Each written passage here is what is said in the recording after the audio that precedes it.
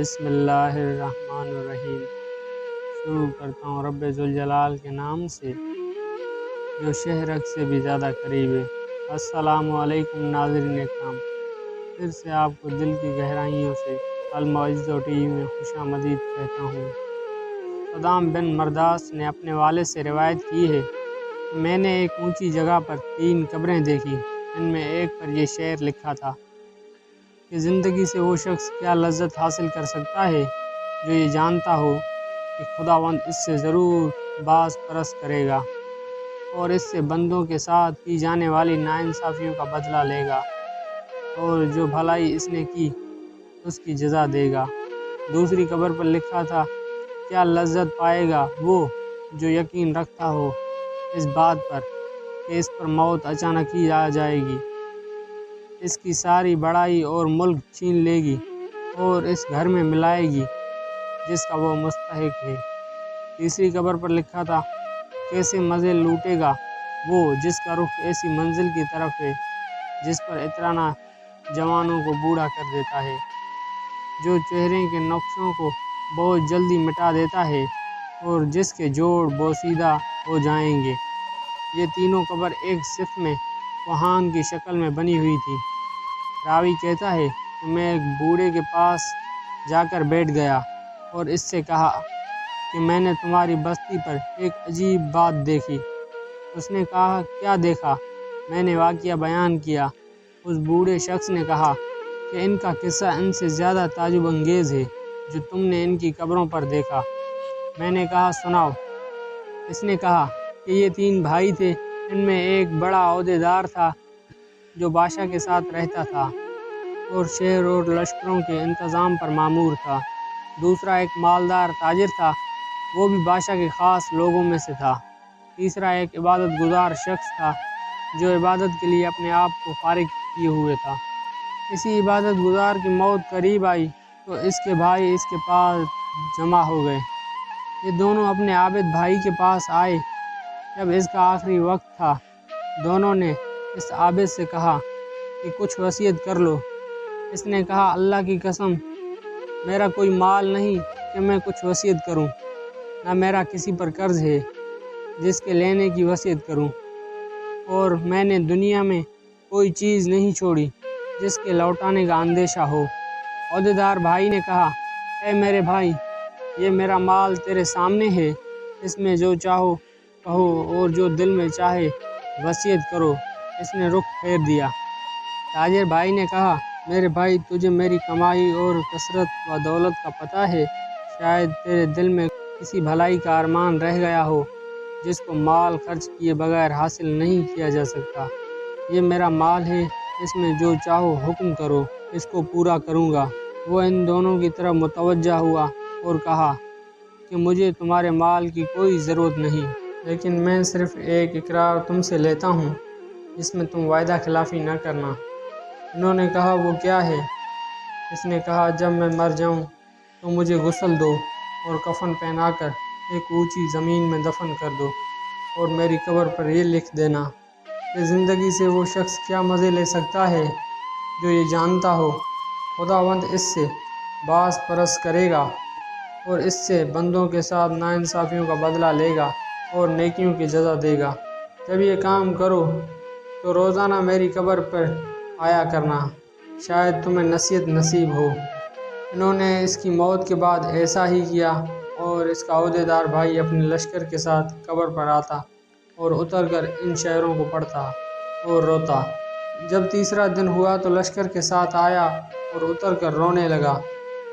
پھر جب واپسی کا ارادہ کیا تو اس نے قبر کے اندر سے دھڑم کی آواز سنی۔ قریب تھا کہ اس کا دل اس سے پھٹ جاتا، چنانچہ وہ گھبراہٹ اور خوف کے ساتھ واپس ہوا۔ جب رات ہوئی تو اس نے اپنے بھائی کو خواب میں دیکھا اور اس سے پوچھا، اے میرے بھائی، تمہاری قبر سے جو آواز سنی وہ کیا تھی؟ اس نے کہا، وہ ہتھوڑے کی آواز تھی۔ مجھے کہا گیا تھا کہ تو نے مظلوم کو دیکھ کر پھر بھی اس کی مدد نہ کی۔ چنانچہ وہ شخص صبح غمزدہ اٹھا اور اپنے بھائی کو اور دوسرے خاص لوگوں کو بلایا اور کہا کہ میں سمجھتا ہوں کہ ہمارے بھائی نے جو اپنی قبر پر یہ شعر لکھنے کی وصیت کی تھی، اس کا مقصد مجھے تنبیہ کرنا تھا، اور میں تمہیں گواہ بناتا ہوں کہ آئندہ میں تمہارے درمیان نہیں رہوں گا۔ چنانچہ اس نے عمارت چھوڑ دی اور عبادت میں مشغول ہو گیا۔ چنانچہ وہ پہاڑوں اور صحراؤں میں رہتا یہاں تک کہ اس کی موت آئی، اور وہ چرواہوں کی ایک جماعت کے ساتھ تھا۔ اس کے بھائی کو خبر پہنچی تو وہ حاضر ہو گیا اور کہا کہ اے میرے بھائی، کوئی وصیت نہیں کرنی؟ اس نے کہا کہ کیا وصیت ہے؟ کوئی مال نہیں جس میں وصیت کروں، لیکن ایک وعدہ ہے، وہ یہ ہے کہ جب میں مر جاؤں تو میری قبر تیار کر کے مجھے میرے بھائی کے پہلو میں دفنا دینا، اور میری قبر پر یہ لکھ دینا: کیسے لذت پائے گا وہ شخص جس کو یقین ہو کہ بہت جلدی اس پر موت اچانک آ جائے گی، اور اس سے عظیم ملک اور تمام بڑائی چھین کر اس قبر میں اس کو ٹھہرائے گی جس کا وہ باسی ہوگا۔ پھر 3 دن تک میرے پاس آیا کرنا اور میرے لیے دعا کرو، شاید اللہ تعالیٰ مجھ پر رحم فرمائے۔ چنانچہ وہ مر گیا اور اس کے بھائی نے اس کی وصیت پر عمل کیا۔ جب اس کی قبر پر تیسرے دن آیا، دعا کی اور رویا۔ پھر جب واپسی ہونے لگا تو اس نے ایک شدید آواز سنی جس سے اس کی عقل زائل ہونے کے قریب ہو گئی، اور وہ وہاں سے بے چین ہو کر لوٹا۔ رات کو اس نے اپنے بھائی کو خواب میں دیکھا۔ اس نے کہا کہ جب میں نے خواب میں اپنے بھائی کو دیکھا تو اس کی طرف لپکا اور اس سے پوچھا، کیا تم ہماری ملاقات کے لیے آئے ہو؟ اس نے کہا، ملاقات تو بہت دور کی بات ہے۔ میں نے کہا، میرے بھائی، تیرا کیا حال ہے؟ اس نے کہا، خیریت سے ہوں۔ توبہ، کتنی خوبیوں اور بھلائیوں کی جمع ہے۔ میں نے کہا، میرا دوسرا بھائی کیسا ہے؟ اس نے کہا، وہ تو نیک پیشوں کے ساتھ ہے۔ میں نے کہا، ہمارا کیا حال ہوگا؟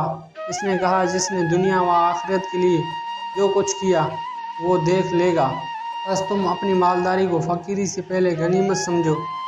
راوی کا بیان ہے کہ اس نے دنیا سے کنارہ کشی اختیار کر لی، اپنے مال کو تقسیم کیا، جائیداد بانٹ دی اور اللہ تعالیٰ کی عبادت میں لگ گیا۔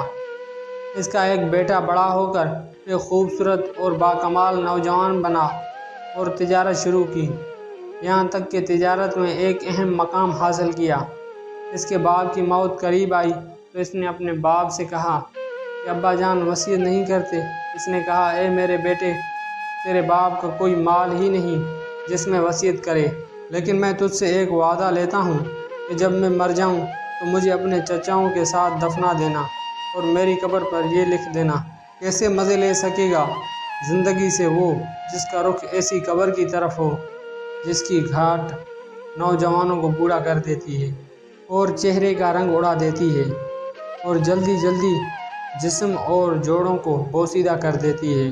جب یہ کرو تو اس کے بعد 3 دن تک تم میرے پاس آ جایا کرنا اور میرے لیے دعا کرنا۔ اس نوجوان نے وصیت پر عمل کیا۔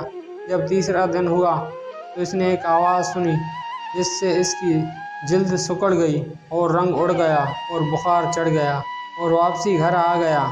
رات کو خواب میں اس کا باپ آیا اور کہنے لگا، اے میرے بیٹے، تم ہمارے پاس آنے سے نزدیک ہو اور موت قریب تر ہے، بس تم اپنی سفر کی تیاری کر لو اور کوچ کا بندوبست کرو اور اپنا سامان اس گھر سے باندھ لو جس سے تمہیں نکلنا ہے، اس گھر کی طرف جس میں تمہیں جانا ہے، اور دھوکے میں نہ رہو کہ لمبی لمبی امیدیں لگائے جس سے تم سے پہلے لوگ دھوکے میں رہے، اور اپنی آخرت کے معاملے میں کوتاہی کے نتیجے پر موت کے وقت ان کو شدید ندامت کے لائق ہوئی اور عمر کی بربادی پر افسوس ملتا رہے۔ چنانچہ نہ ان کو افسوس نہ کچھ فائدہ پہنچایا، اور نہ ہی کوتاہیوں اور شرمندگی نے ان کو اس شر سے نجات دلائی جس کا سامان وہ کریں گے۔ اے میرے بیٹے، قیامت کے دن اپنے بادشاہ کی طرف سے، اے میرے بیٹے، جلدی کرو، جلدی کرو، جلدی کرو۔ عبداللہ بن سدام کہتے ہیں کہ جس بوڑھے نے واقعہ سنایا، اس نے بتایا کہ جس رات کو اس نوجوان نے یہ خواب دیکھا، صبح کو میں اس کے پاس گیا تو اس نے وہ خواب ہمیں سنایا اور کہا کہ مجھے یقین ہے کہ بات ایسی ہی ہے جیسے میرے باپ نے کہی، اور میں سمجھتا ہوں کہ موت میرے سر پر منڈلا رہی ہے۔ رشتہ داروں اور لین دین والوں سے معاملہ صاف کیا اور سلام کہا اور لوگوں سے الوداع کہا۔ لوگوں نے اسے الوداع کہا جیسا کہ کسی کو کسی چیز سے ڈرایا گیا ہو اور اس کو اس کی واقفیت بھی ہو۔ وہ کہتا تھا کہ میرے بابا نے کہا کہ جلدی کر جلدی کر جلدی کر، ان تینوں سے مراد یا 3 لمحات ہیں تو وہ گزرے ہیں، لہٰذا وہ نہیں ہیں۔ اگر 3 دن ہو تو وہ کیسے گزریں گے، اور یا 3 مہینے، اور میں نہیں سمجھتا کہ اس وقت تک زندہ رہوں گا، یا 3 سال، تینوں مہینوں سے بھی زیادہ ہیں، اور میں نہیں چاہتا کہ ان سے مراد سال ہوں۔ چنانچہ وہ 3 دن تک بخشاتا رہا اور صدقہ کرتا رہا۔ جب اس خواب کو تیسرا دن ہوا تو اس نے صبح سویرے اپنے اہل و عیال کو جمع کیا اور ان کو الوداع کہا اور سلام کہا، پھر قبلہ رخ ہو کر لیٹ گیا، آنکھیں بند کر لیں اور کلمہ شہادت پڑھا، وفات پا گیا۔ اللہ تعالیٰ اس پر رحم کرے۔ اس کے بعد ایک عرصہ تک لوگ ان کی قبروں پر دور دور سے آتے تھے۔ بے شک جو سچے دل کے ساتھ اللہ کی طرف رجوع کرتا ہے تو اللہ تعالیٰ اس کی دعا قبول فرماتے ہیں۔ اس لیے ہمیں بھی چاہیے ہر حال میں اللہ کی طرف رجوع کریں اور اسی سے مانگتے رہیں۔ اللہ تعالیٰ ہم سب کو اس واقعے سے سبق حاصل کرنے کی توفیق عطا فرمائے۔ آمین۔